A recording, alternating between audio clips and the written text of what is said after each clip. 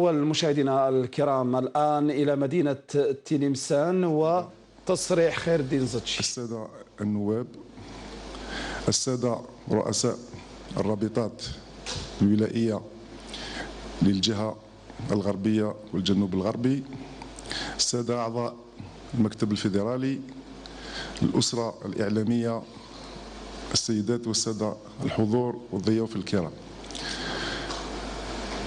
بودي نبدأ المداخلة تاعي حتى ولو صعيب الشيء الواحد يتكلم بعد التدخل تاع السيد والي ولاية تلمسان، لأنه يعني في المداخلة تاعو مد نظرة نقدر نقولوا يعني كاملة على هذا المشروع والمقصود بهذا الاجتماعات اللي راح نوضحوا من خلالهم يعني المشروع تاع الاتحادية. بودي أولا أشكر جزيل الشكر السيد والي ولاية تلمسان على كل الشيء اللي قدمه الاتحادية من يعني مرافقة في هذا المشروع، لأن بالنسبة للاتحادية تجسيد هذا المشروع نتاع المراكز الجهوية ما يكونش ممكن إذا ما الإطارات الولائية عبر كل القطر الوطني ما ترافقناش في هذا المشاريع. ولهذا بودي مرة أخرى باسمي وباسم كل أعضاء المكتب الفيدرالي والأسرة الرياضية والكروية تاع الجزائر نشكر السيد والي ولاية تلمسان على المرافقة نتاعو وعلى كل المساعدة اللي راهو يمدها لنا هو والإطارات نتاعو، ومن خلاله يعني اليوم الحمد لله رانا نشوفوا يعني بأن كاين ولايات أخرى راهي تمشي في هذا المنهج. بودي أشكر أيضا السيد والي ولاية سعيدة، واليوم راكم شفتوا تسليم عقد المساحة الأرضية اللي قدمها الاتحادية، واللي راح تسمح لنا إن شاء الله ننطلقوا عن قريب في الدراسات مثل ما يعني قمنا به في أول مركز إن شاء الله. وأنا بودي في هذه المداخلة يعني أن نفهم يعني ونحاول نقدم بعض المعلومات لأعضاء المجلس، أعضاء الجمعية العامة للاتحاد الجزائري لكرة القدم، وأيضا للعائلة عائلة الصحافة، باش يعني الجميع يعني يكون عارف ما هم يعني كما نقولوا لي زوبجيكتيف نتاع الاتحادية. Permettez-moi donc de parler un petit peu en français pour expliquer, c'est-à-dire les objectifs tracés par la fédération. Donc nous nous sommes engagés lors de la période où on s'est présenté j'ai présenté ma candidature à la fédération, que ces centres fédéraux, que ces centres régionaux étaient un petit peu le cheval de bataille. Parce que c'est grâce à eux que nous allons, c'est-à-dire relancer la formation qui est l'élément de base et l'élément essentiel qui va permettre la relance du football en Algérie. Donc aujourd'hui, on est aujourd'hui à Tlemcen et le choix de la ville de Tlemcen n'est pas fortuit puisque c'est dans cette ville et c'est cette ville qui aura donc dans laquelle on va ériger le premier centre, Inch'Allah, fédéral de la fédération. À partir de là, nous avons donc entamé les études de ce centre et juste après mon intervention, il y aura donc le bureau d'études qui va présenter donc d'une façon beaucoup plus détaillée ce centre fédéral et expliquer un petit peu les objectifs. Donc à travers ces centres fédéraux, nous allons en fin de compte réaliser un double objectif. L'objectif premier est d'abord d'ordre on va dire, pédagogique. C'est-à-dire que nous allons permettre à un certain nombre de jeunes algériens qui seront bien sûr présélectionnés selon des critères techniques, qui vont être logés et pris en charge dans ces centres-là. Donc le centre aura un objectif de formation. Donc il y aura un pôle de développement dans lequel séjourneront un certain nombre de jeunes dont l'âge variera entre 13 et 15 ans et qui vont subir pendant un certain nombre d'années donc un cursus de formation qui sera bien sûr dirigé par des spécialistes, par des formateurs qui seront choisis d'une façon précise. À côté de cela, il y aura un autre objectif au niveau de ces centres. Ça sera également des centres qui pourront accueillir, c'est-à-dire des clubs qui voudront faire des préparations. Et pour cela, il y aura également un hôtel qui sera donc construit au niveau de ces centres-là et qui pourra recevoir, c'est-à-dire des clubs qui aujourd'hui se préparent à l'étranger dans leur majorité, qui pourront venir se préparer en Algérie et pourquoi pas, Inch'Allah, demain au niveau de ce premier centre de Tlemcen. Donc cette ressource qui sera générée par les prestations que va facturer ce centre-là permettront aussi bien, c'est-à-dire de financer le pôle de développement, donc le fonctionnement de l'académie elle-même, et également permettre, c'est-à-dire au club algérien, de venir se préparer au niveau de ce centre. L'objectif de ces réunions est très simple. On n'a pas voulu aller directement vers une assemblée générale extraordinaire, dans laquelle on aurait invité les membres de l'Assemblée à venir voter quelque chose qu'ils n'auraient pas au préalable compris. C'est pour ça que nous avons pris la décision de faire 3 réunions, on va dire, d'information. Une première réunion au niveau de Tlemcen pour parler et nous adresser à tous les membres de l'Assemblée générale qui sont au niveau de l'ouest du pays et du sud-ouest, afin de leur donner la possibilité de comprendre le projet. Ensuite, une réunion sera programmée, Inch'Allah, le 13 de ce mois au centre, donc à Alger, et dans laquelle seront invités donc les membres de l'Assemblée générale, également la famille de la presse, pour venir également comprendre un petit peu les objectifs de ce programme et de ce projet. Et on finira le 18 ou le 20 de ce mois à Sétif pour donner la possibilité également aux gens de l'Est et du Sud-Est du pays de comprendre le projet. À la fin de ces 3 réunions, l'Assemblée générale extraordinaire se tiendra, Inch'Allah, le 27 de ce mois, et ça sera à l'honorable Assemblée, aux honorables membres de l'Assemblée, dans un esprit démocratique, d'adopter, Inch'Allah, le projet pour qu'il soit le plus légitime possible. Aujourd'hui, ce projet, pour nous, est un projet historique. Parce que, quel est le rôle à la base d'une fédération? Il faut savoir que dans l'article 1er des statuts de la fédération, le rôle de la fédération, c'est le développement. C'est le développement et rien d'autre. Donc, le rôle de la fédération n'est pas de gérer la compétition, il y a des ligues pour cela. Le rôle de la fédération n'est pas de faire autre chose que de s'occuper du développement du football. Tout le monde aujourd'hui s'accorde à dire que si le football en Algérie accuse, on va dire, du retard, c'est parce qu'il y a une défaillance au niveau de la formation. Parce que personne ne peut ignorer que le potentiel existe dans notre pays.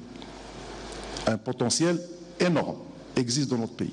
Mais malheureusement, aujourd'hui, les exigences du football de haut niveau fait que le jeune uniquement avec son potentiel ne peut rivaliser avec, c'est-à-dire les pays dans lesquels la formation est déjà très ancienne.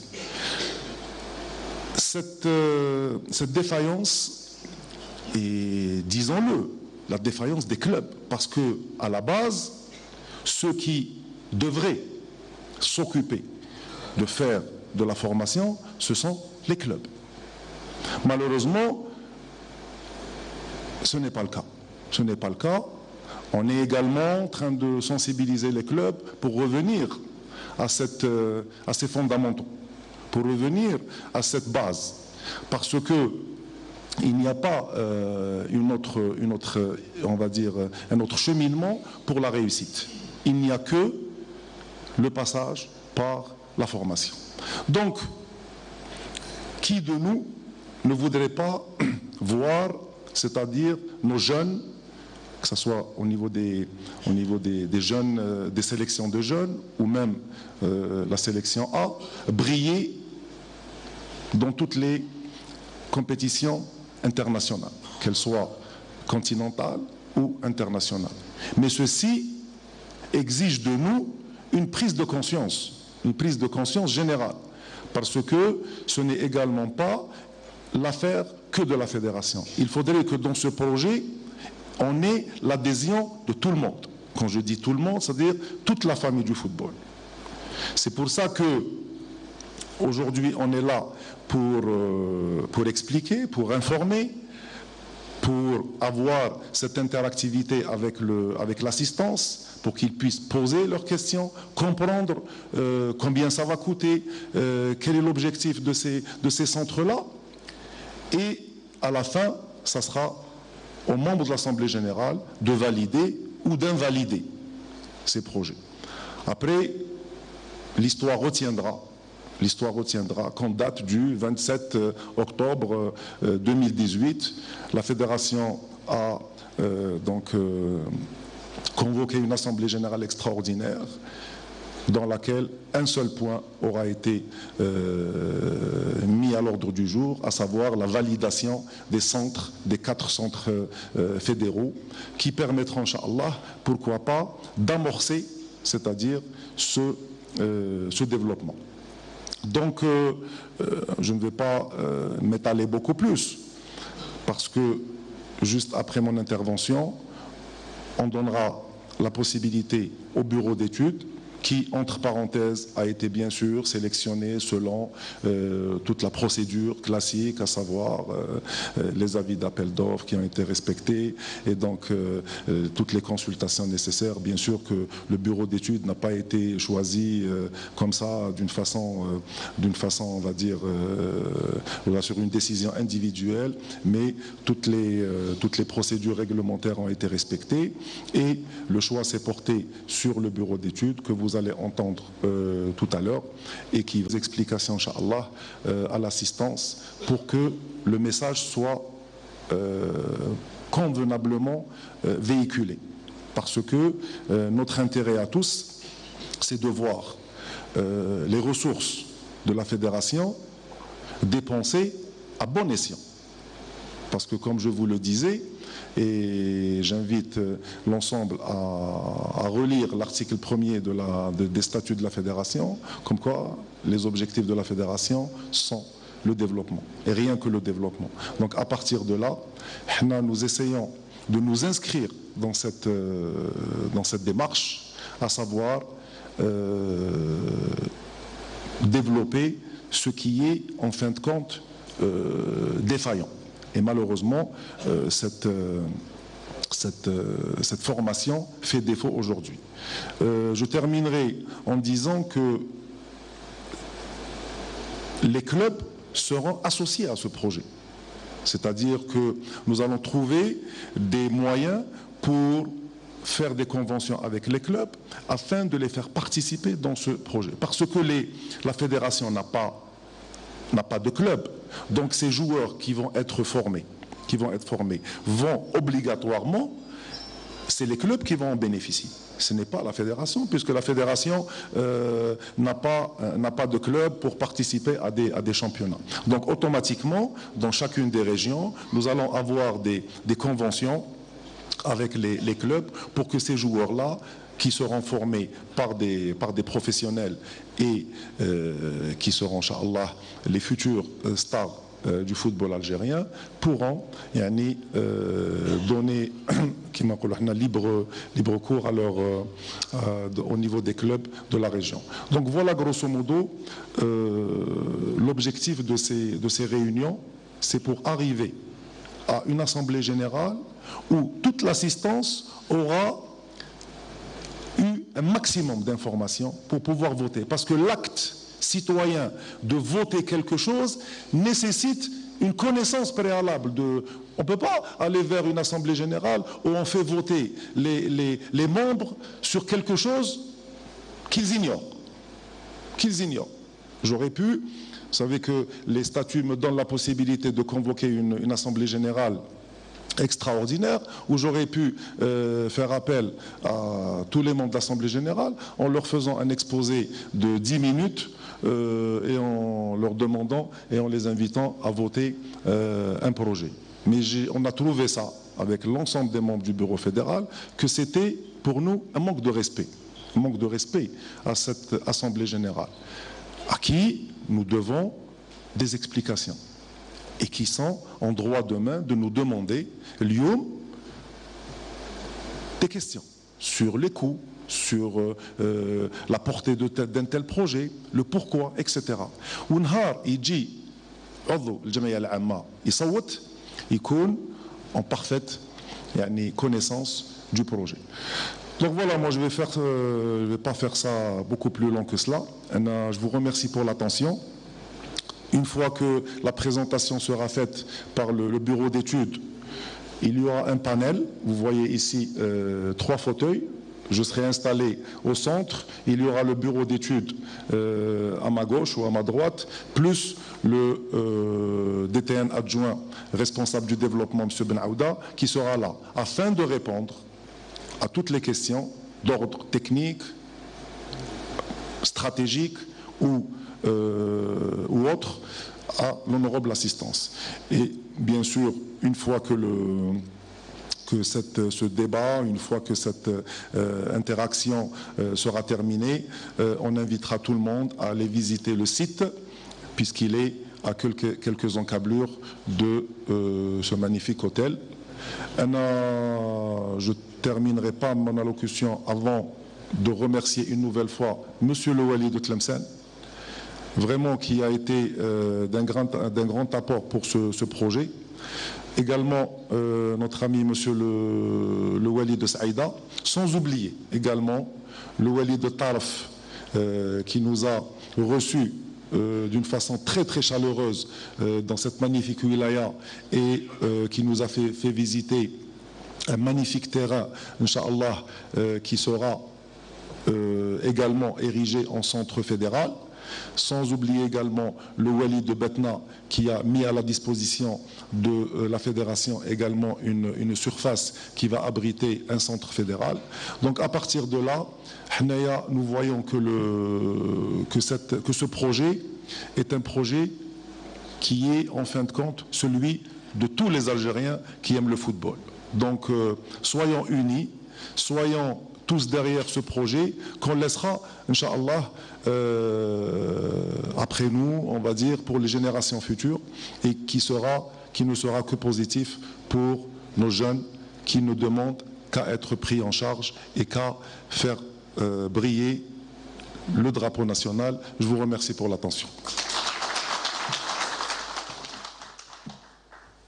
إذن هذا مشاهدينا الكرام رئيس الاتحاد الجزائري لكرة القدم خير الدين زتشي من مدينة تلمسان عرض مشروعه الهادف منذ توليه رئاسة الاتحاد الجزائري لكرة القدم وهو التكوين. من مدينة تلمسان عرض إذن مشروع مراكز التكوين لأعضاء الجمعية العامة للجهة الغربية والجنوب الغربي. سيتكون هناك جمعية أخرى طبعا عامة بوسط البلاد وأيضا بشرقها أهم ما قاله زتشي سنحاول أن نختصره مشاهدينا الكرام. طبعا المشروع سيكون بمدينة تلمسان. مشروع هو بأهداف عديدة، له طبعا هدف تقني تكويني لعديد اللاعبين، وأيضا كما قال زتشي سيكون متاح للأندية الجزائرية للتحضير به وتقليص طبعا الرحلات إلى الخارج في الفترة التحضيرية للأندية.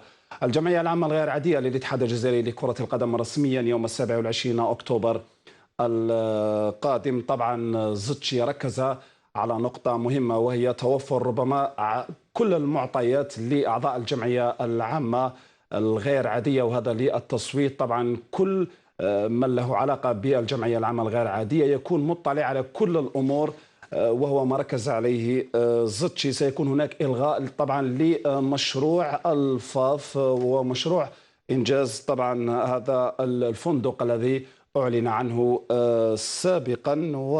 والجمعية العامة الغير عادية طبعا للاتحاد الجزائري لكرة القدم ستكتسي طبعا طابعا شفافا ديمقراطية، وستكون هادفة، وهو ما ركز عليه رئيس الاتحاد الجزائري لكرة القدم. في كلمة أخرى، انتقد زتشي الأندية الجزائرية التي لا تكون اللاعبين، وطبعا حملهم جزءا كبيرا من تراجع كرة القدم الجزائرية خاصة المحلية. والدليل مباراة الاتحاد والمولودية بالأمس، وشاهدنا كيف كانت الفرجة في المدرجات وكانت غائبة على أرضية الميدان بطريقة غير مباشرة. طالب الأندية بتغيير السياسات نحو التكوين. إذن الاتحاد الجزائري لكرة القدم ماض في مشروعه، وهو التكوين 4 مراكز للتكوين إلى حد الآن أعلن عنها من طرف الاتحاد الجزائري لكرة القدم بوسط البلاد بغربها وأيضا بشرق البلاد، في محاولة لبعث كرة القدم الجزائرية من جديد. خاصة طبعا كما نشاهد مشاهدينا الكرام، هذا مركز الذي أعلن عن انطلاقه من مدينة تلمسان، يحوي طبعا على مرافق وكل ظروف ربما التكوين وإنشاء وربما مشاهدة لاعبين كبار في المستقبل. زتشي قال سيكون هناك تقنيين ومدربين بكفاءة عالية وبجودة عالية للإشراف على الشبان والمواهب الجزائرية. مركز كما نشاهد في هذه الصورة هو مركز جميل جدا كما نشاهد، ويتوفر على كل ظروف التكوين، وهو ما الأصوات التي طالبت بالتكوين، خاصة كل من له علاقة بكرة القدم الجزائرية سواء مدربين أنصار إلى غير ذلك، الكل طالب بالتكوين. والاتحاد الجزائري الآن هو ماض في هذه السياسة كما نشاهد. هذا مشروع من بين 4 مراكز للتكوين إلى غاية الآن أعلن عنهم في ربوع الوطن في الوسط الشرق وفي غرب البلاد. هذا المركز طبعا يسمح طبعا لمشاهدة أو ربما انتظار لاعبين كبار عوض التركيز على اللاعبين ربما المزدوجي الجنسية. الاتحاد الجزائري يحاول تغيير سياسة الاتحاد الجزائري أو سياسة كرة القدم الجزائرية لبعثها من جديد، خاصة وأنها عاشت في السبعينات والثمانينات ثمرة التكوين، وشاهدنا أجيال سابقة كانت لها بصمة كبيرة في كرة القدم الجزائرية بفعل التكوين. الاتحاد الجزائري مشاهدينا الكرام يعلن عن مركز التكوين لمن التحق بنا اللحظة الآن. في كلمة زتشي ركز على طبعا على عديد الأمور، خاصة التكوين في الجزائر، وهو ما طالبت به عديد الأصوات هنا في بلد